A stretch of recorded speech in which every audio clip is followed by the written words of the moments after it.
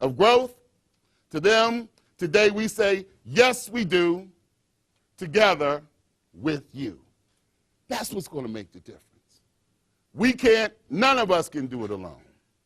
It has to be together with all of us, and together with our students who will benefit from this VDC and the research activities. Through the vision of our predecessors, the region's 8 research universities are connected by these transit lines. Today, with the opening of this Venture Development Center, we affirm our commitment to connect through a mission of collaboration, innovation, and impact. See, we know the power of the red line. We know what's happening up and down the red line. And so now it's my pleasure to call to the podium someone who helps fuel our university system as an engine of economic growth. A man who is not only an entrepreneur, but someone who understands campuses. He understands what it's like to be on a college campus, but he also understands the corporate parts of that. He's also someone who passionately cares about public education and making a difference. And so when I took him into one of the laboratories, he got so excited, it was scary for me. Because I had to catch up to that. And I asked him to explain to me why he was excited. And he said, well, Keith, because 6 people, you told me 6, right, can work in here, and they can all do different things and not like run all over each other. And for him, someone who's done that, that was amazing. And so I was so happy to see that he was happy about this kind of thing. Let's bring to the podium Jack Wilson, president of the university.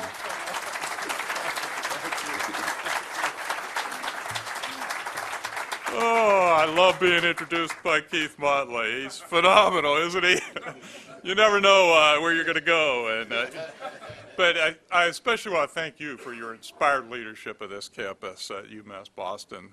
Your strong commitment to this project and the broad partnerships that we see across everything that's going on at the University of Massachusetts, they're part of his vision for UMass Boston, and this is a special place.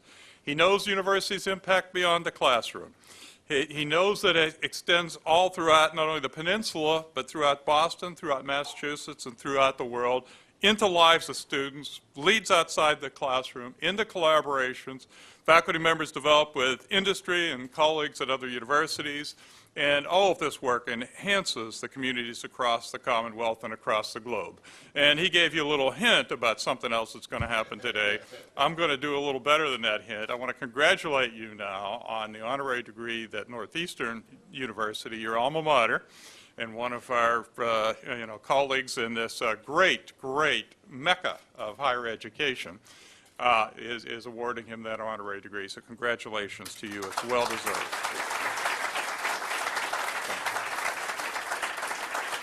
And I'd like to echo the Chancellor's thanks to Congressman Stephen Lynch, to Senator Jack Hart, who's been a great supporter of this project. Without you, Jack, this, as I said earlier, and to a group in there, it wouldn't have happened without you. We appreciate that. Our wonderful Mayor, Tom Menino, who's been so supportive in every possible way on this project and so many other things, and is a proud alumnus of this university. City Councilor Maureen Feeney, who unfortunately had to leave a few minutes ago because she's got to do a little work for her degree here at UMass Boston. That she told me she's going out that she's still trying to decide what she's going to do when she grows up, and I said, don't worry about it, I'm working on it too. Willie Taylor, great to have you here. Appreciate your support for this, all of our elected officials, industry and community leaders, and special guests, and especially Mrs. Williams, Keith's mother, who's sitting right behind him in that beautiful pink jacket there. And all of your support of this newest endeavor. The Venture Development Center is essential, and we thank you for your work on our behalf. And I'm extremely pleased that Harvard University President Drew Faust is able to join us today to deliver a keynote address in celebration of UMass Boston's commitment to supporting collaboration and innovation in the Commonwealth. And as higher education leaders, Drew and I share that strong belief that universities are critically important engines for innovation. University research and development allows for academic inquiry, pursuit of knowledge over months, years, and decades, and the broad collaboration It not only expands our base of knowledge, but it leads to cures for diseases, breakthroughs in technology, new products, new companies, and that's what this is all about, and new jobs that spur our economy. And we hope that's one of the outcomes of the work that's going on here. At Harvard's commencement last year, President Faust underscored the value of university research. She said, "The American research enterprise has been enormously fruitful over the decades because we couple teaching and research. We encourage exploration based on curiosity and free inquiry.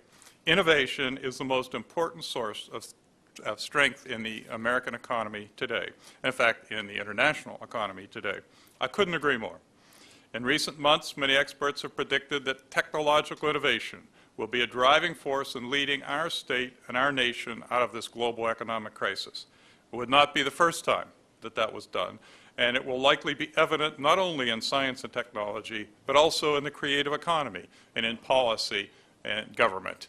And as Keith noted, we do get along here in Massachusetts and in Boston, the presidents of the universities. And in fact, at one dinner, we were sitting and we really talked about the incredible resource that we are to Massachusetts. But we also recognized the responsibility of working together to try to, in fact, bring the nation through this critical time in its history. And as we just noticed earlier, it wasn't enough to have economic turmoil. Now we have other kinds of turmoil. But we are going to get through it. And we're going to do our part to help lead the world through it. In another example of that, we're working with Susan Hockfield, president of MIT, to create a world-class green high-performance computing center to be shared by research universities and many high-technology companies across Massachusetts, including EMC and Cisco. You know, although President Hockfield and her team developed the initial idea, they had the vision to involve other research universities, to come to Drew and to come to me and the other presidents of the universities, and also to state officials and industry leaders to develop a project that could be much larger than any one of us could manage alone. That's just another example of the way that we're going to be working together over the coming months. President Faust leads one of our nation's preeminent private higher education institutions. I would call it arguably the greatest university on the planet. And the fact that she joins us here to celebrate the opening of the UMass Boston Venture Development Center underscores the spirit of collaboration and the commitment to innovation that are a hallmark of university research. But I particularly noted that when she became the president of Harvard, she not only assumed the mantle of leadership of higher education internationally, but she accepted the responsibility of leadership of higher education locally and in this community. Her presence today is a reminder that many of the brightest minds, nationally and internationally, are faculty members and entrepreneurs who live and work in Massachusetts at our private and our public universities. President Faust is certainly one of those incredibly bright minds. She's a distinguished historian on the subject of the Civil War and the American South. She spent 25 years as a faculty member and senior administrator at the University of Pennsylvania before coming to Cambridge to become the founding dean of the Radcliffe Institute for Advanced Study in 2001. She's the author of 6 books. Her most recent book, The Republic of Suffering, Death and the American Civil War, looks at the impact of the Civil War's enormous death toll on the lives of 19th century Americans. It was the winner of the Bancroft Prize, a finalist for the National Book Award and the Pulitzer. She is an elected member of the American Academy of Arts and Sciences, the Society of American Historians, and the American Philosophical Society. She served on the boards of professional associations too numerous to mention.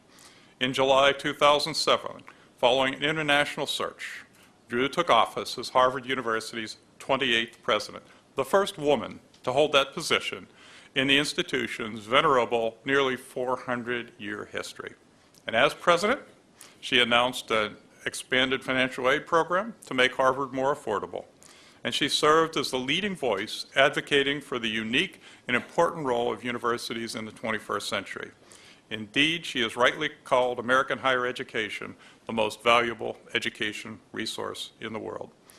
And I've gotten to know Drew personally over the last few years. I've been continually impressed by her vision, integrity, and leadership. I've seen her commitment to community partnerships. Please join me in welcoming our esteemed colleague and friend, President Drew Gilpin Faust.